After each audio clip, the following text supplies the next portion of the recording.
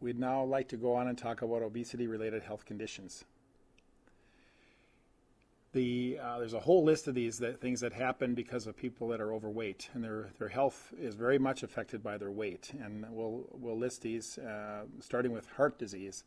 And you can see there's a whole list of heart disease problems here, including hypertension, hyperlipidemia, heart attacks, strokes, blood clots that can happen in the legs and the lungs.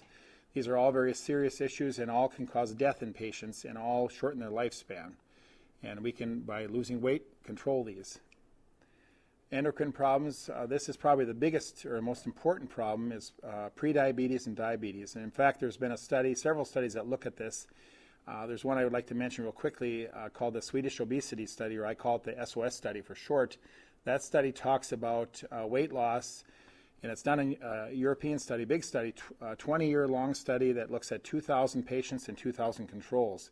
And what they found is that the most important thing that they found with obesity surgery is that those patients that had obesity surgery and lost, this is in kilograms, so 19 kilograms, which is about, 42 pounds, those patients had a very significant reduction in prediabetes going on to diabetes. So they prevented a whole bunch of patients from becoming diabetic, and they also, it's not mentioned here, but they also prevented, they think 40% reduction, or caused 40% reduction in cancers in females, which is a very significant result of that procedure, those procedures to lose weight in those patients. So that was a very significant study.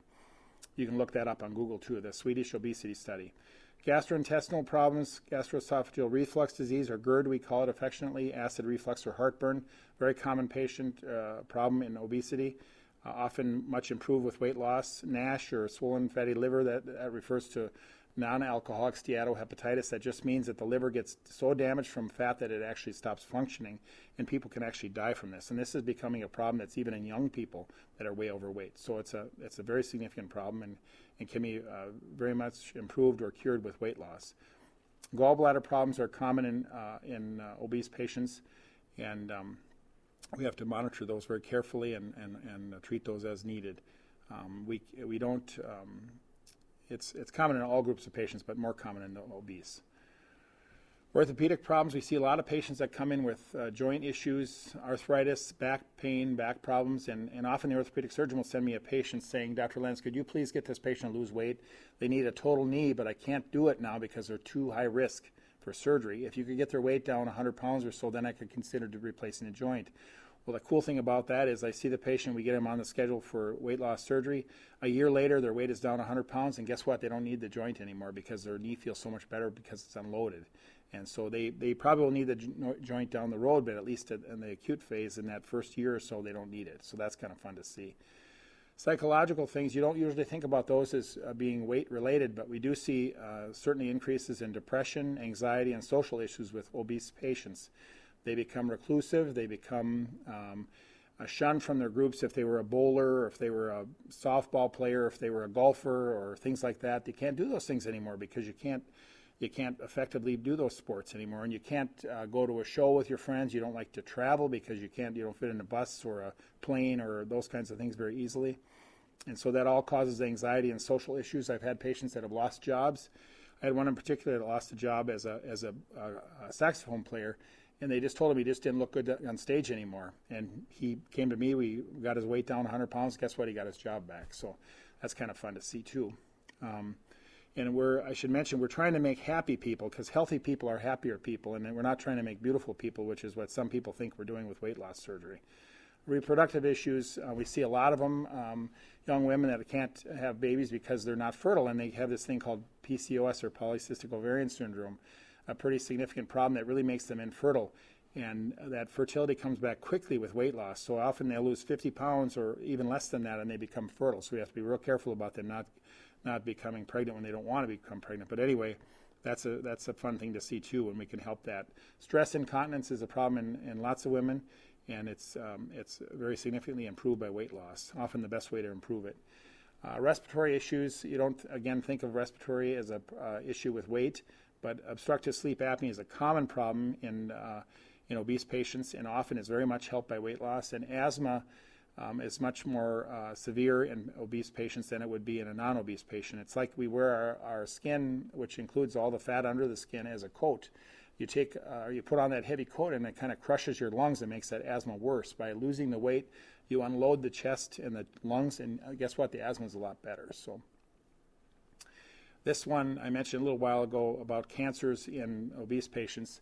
All these cancers are more common in obese patients. And in fact, the American Cancer Society announced in the last 2 weeks that 40% of American cancers are obesity related.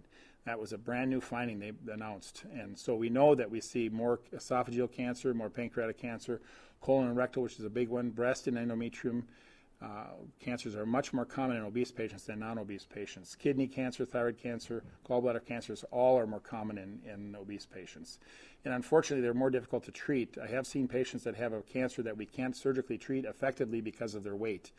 And that's a very sad thing, that we could cure it if they were lighter, and because of their weight, we can't fix it. We see patients that have difficulties with day-to-day living. There's pretty severe problems with as I said earlier, traveling.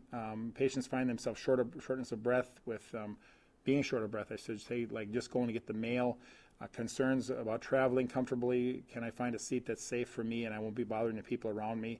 You feel like you sweat so much that you take a shower, get all cleaned up, get ready for work, and by the time you get to work, you're all perspired and wet again, and it just doesn't feel good. And that's the kind of thing these patients suffer from, and they really don't feel comfortable with a lot of things that they do because of this. And so there's an increased risk of psychological and social well-being and negative self-image of these patients.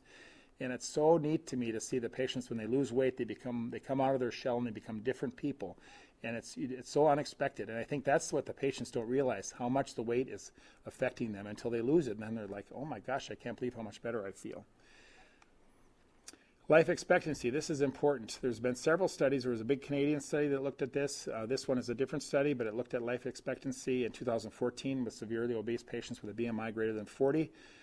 They thought that it shortened the lifespan by at least 6.5 years, and probably by doing surgery, you can extend the life expectancy by 6.5 to almost 14 years. So that's a very significant improvement in lifespan. I don't know what else we do that would improve lifespan as much as weight loss surgery.